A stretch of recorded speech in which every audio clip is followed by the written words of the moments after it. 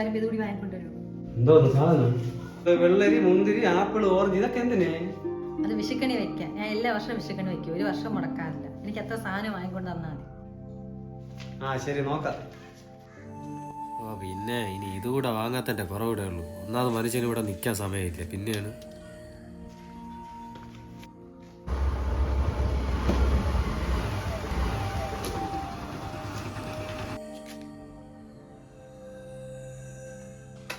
എവിടെ എന്തോന്നു?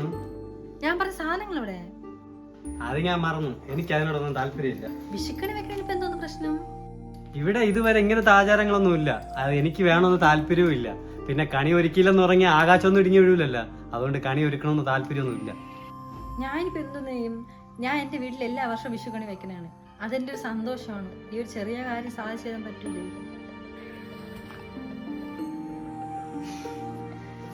എന്റെ കൃഷ്ണ, നാളെ ഞാൻ എന്ത് വെച്ച് കണി ഒരുക്കും? ഇവിടെ ഒരു കൃഷ്ണന്റെ രൂപം പോലും ഇല്ല.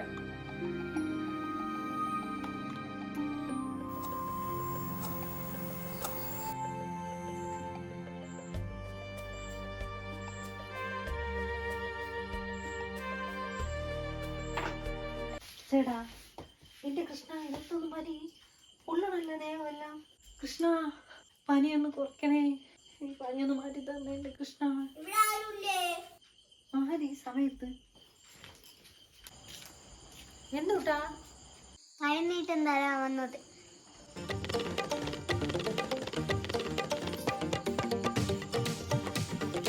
ഇത് ആ സുഖമില്ലാതെ കിടക്കണ മാമന് നെറ്റിയിലിട്ട് കൊടുക്കണം. മോന്റെ അടുത്ത് ആര് പറഞ്ഞു സുഖമില്ലാത്ത കാര്യം? അത് അമ്മ പറഞ്ഞ്. ശരി, എന്തായാലും ഈ ഭസ്മം ഇട്ട് കൊടുത്താൽ മതി, അപ്പോഴേക്കും പനി മാറും.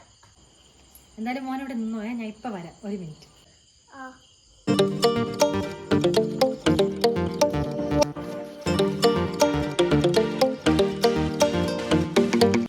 കൃഷ്ണ, പനിയൊന്ന് മാറ്റി തരണേ എന്റെ പൊന്നു കൃഷ്ണ.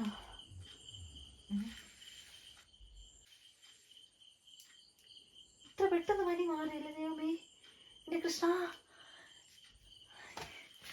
പനി മാറി.